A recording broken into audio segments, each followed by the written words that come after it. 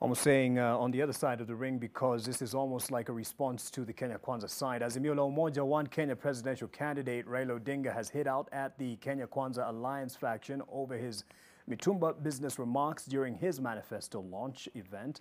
Raila faulted the Deputy President William Ruto-led alliance for spearheading or spreading propaganda and misinterpreting facts, as he assured the sector players that his government will seek to expand the market as well as establish textile industries in the country.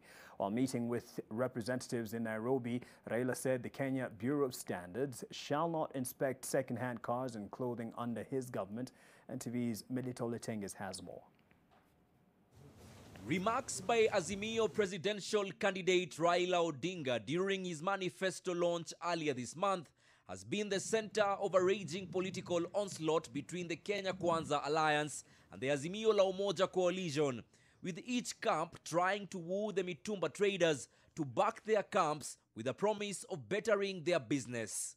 Clothes coming from outside the country have been worn by people who are dead. I'm saying that we are not moving anybody out of business. We'll ensure that those who are importing mitumba get the first hand to market goods which are going to be manufactured here. Biashara ya mitumba haitafungwa na mtu yeyote. Thanks, Harold. Kwa sababu mko na market. Ile ambayo tutafanya kama serikali ni kutengeneza the cotton value chain. Raila Odinga today, however, accused Kenya Kwanza of misleading Kenyans and running a smear campaign to suit their political narrative in order to gain supporters. Raila says, contrary to what has been peddled by the Kenya Kwanza leaders, his government will bolster the mitumba business. Hatutaki kupiga mitumba marufuku. Hatujasema. Wakati mimi nilikuwa naongea juu ya mambo ya biashara ya mitumba kulingana na biashara ya kiulimwengu. Raila says the business benefited some of his family members, insisting that he knows the mitumba sector is playing a critical part in changing the economic fortunes of many Kenyans. Nguo zilikuwa natoka Ulaya wakati ile. Anaenda pale anauza, ndiye ameelimisha naye watoto yake na sisi tulikuwa nasoma pamoja. Na kari ya shule alikuwa na pata tu kutoka kwa hizo nguo ya sell. Kunaitwa sell. Under his leadership, Raila says Kenyans importing second-hand vehicles and clothing shall not incur extra costs paid to the Kenya Bureau of Standards, arguing that there is no need to inspect second-hand vehicles and clothing. Iko kitu gani ambayo unaangalia katika gari hiyo? Iko standards gani?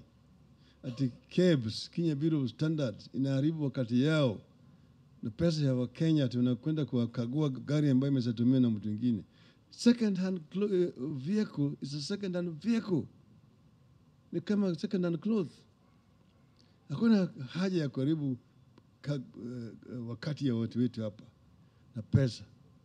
Meanwhile, Azimio running mate candidate Martha Karua was on a charm offensive in Nakuru County, where she met the Agikuyu community in Mbaruk, Gilgil, where she sold the coalition's agenda on fighting corruption and improving the country's economy. Wamekuwa wakitembea miaka 5 sasa. Tumeingia juzi na Mungu anaendelea kupanua njia. Jipe nguvu na usimame area yako. Elezea watu nyumba kwa nyumba, group kwa group. Waelezee ile njia bora ya kusimamisha nchi yetu tena. Ya mahitaji yetu ni njia moja na ni njia ya Azimio la Umoja. Raila's meeting with traders in the mitumba sector comes days after the UDA presidential candidate William Ruto held a meeting with the traders in Nairobi. Melita Oletenges, NTV.